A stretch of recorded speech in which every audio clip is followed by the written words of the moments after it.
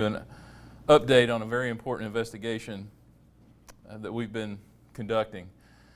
I'll take a limited number of questions at the conclusion of my statement, but I would ask that each of you understand that there are many details about this investigation that we won't be able to comment on at this time.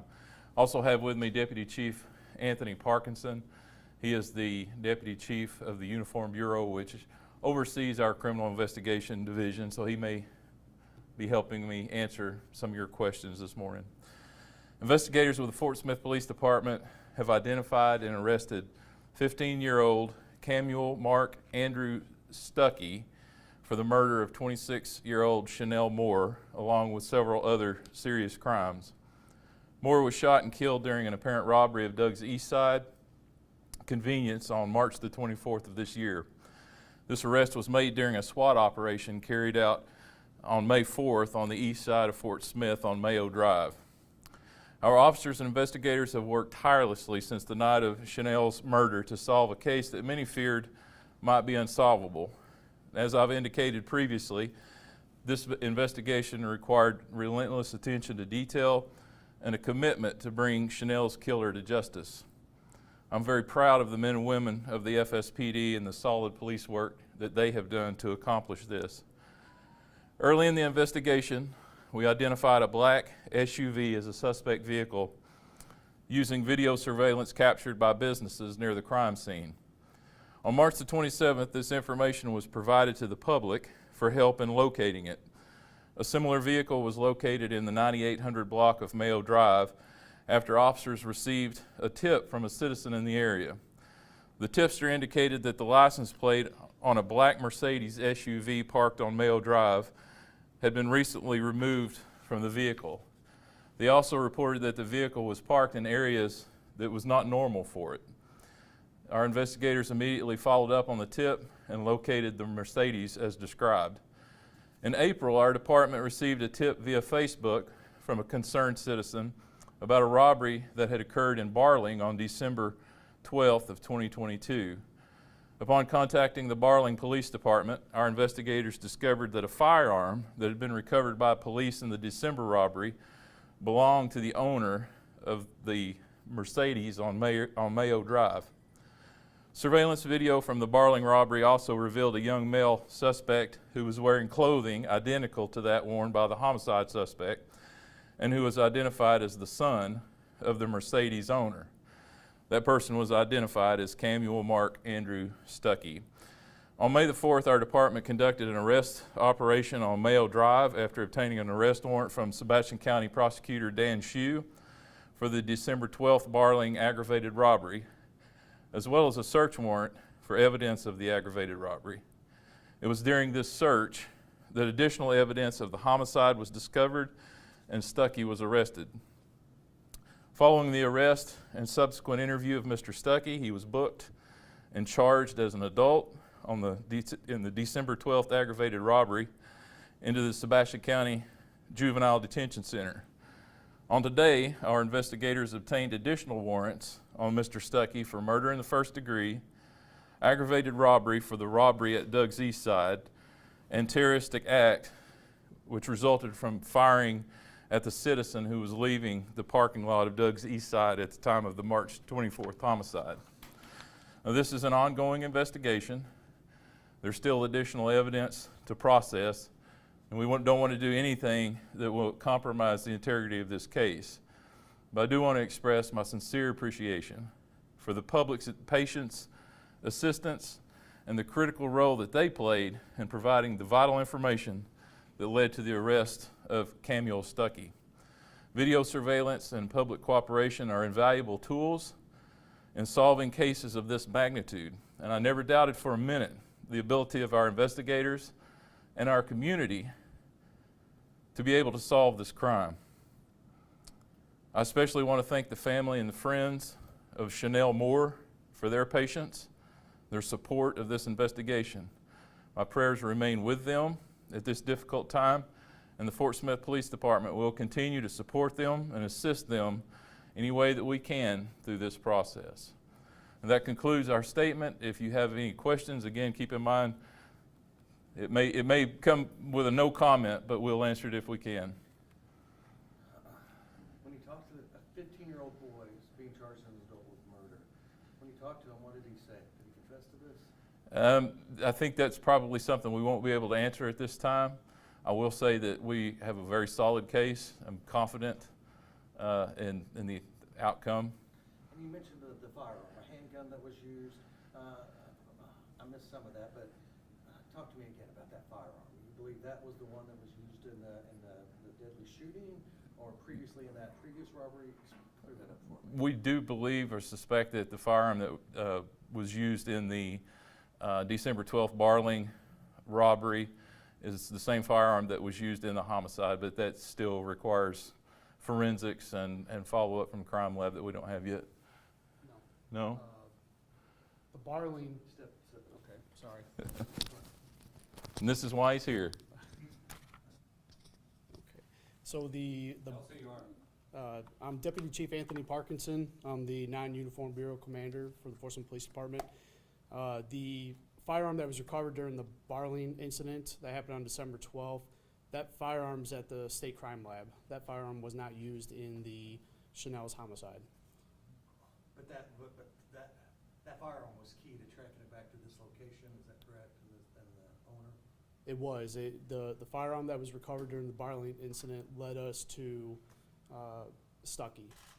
Gotcha. Okay. Do you believe this was a random or targeted attack? The robbery was planned. I'm not going to comment any further than that. Last, all we said was this overpack? It sounded crazy. Overpack of cigarettes. Does that still stand? Was that what was stolen, or can you comment? I'm not going to comment on what was stolen at this time. Okay. What do we know about this 15-year-old? If they're charged as an adult, normally I can't ask about juvenile stuff, but this is different. This person is being charged as an adult. What do we know about this person? That's still under investigation, so I'm not going to make a comment on what we know about Stuckey. So the decision to charge him as an adult, that is coordinated with the prosecuting attorney's office. Dan Shue, the prosecutor's office will make that decision.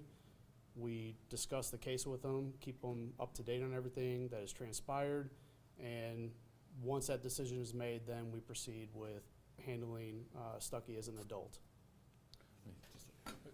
And Brad, I will say that normally we wouldn't be able to provide you with a name because the suspect is a juvenile, but because we are charging as an adult, we can do that.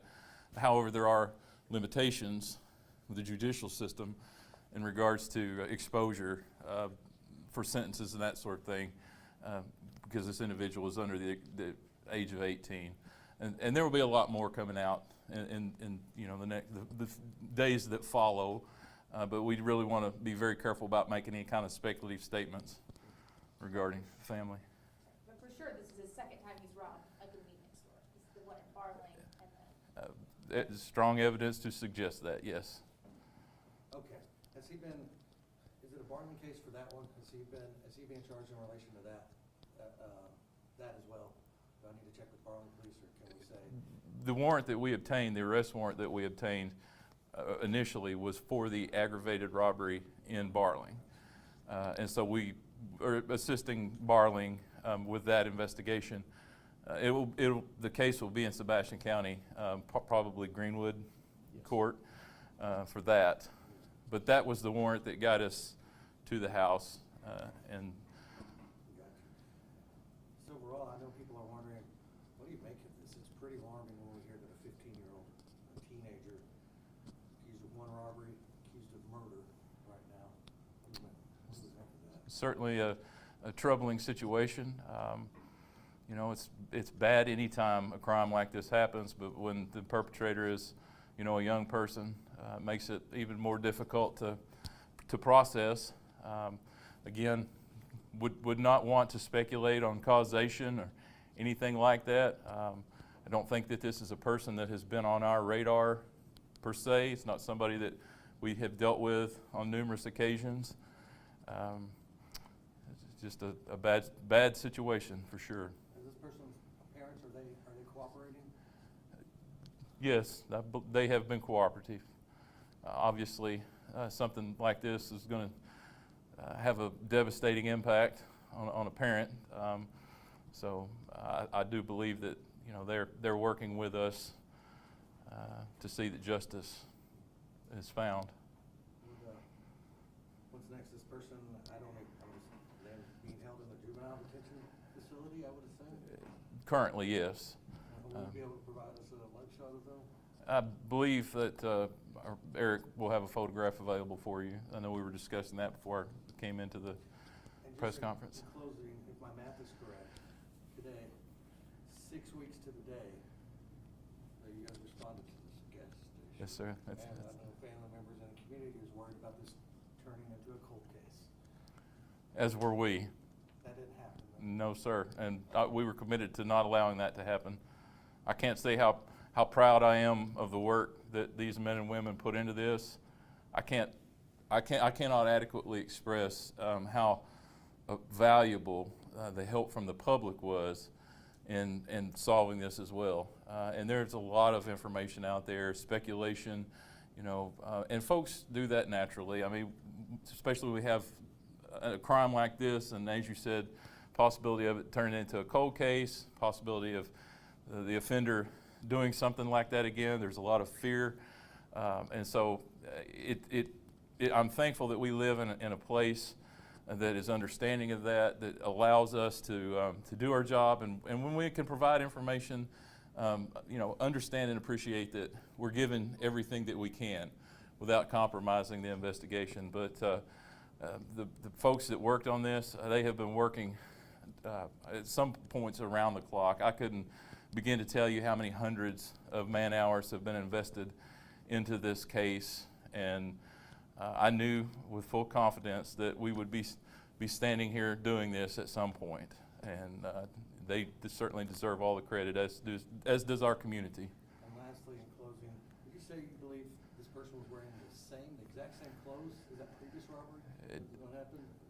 It appeared so. Same color, style.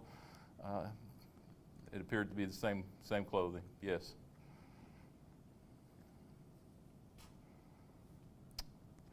If there are no other questions, I appreciate you all again.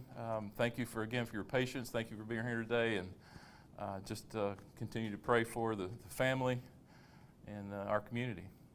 Thank you.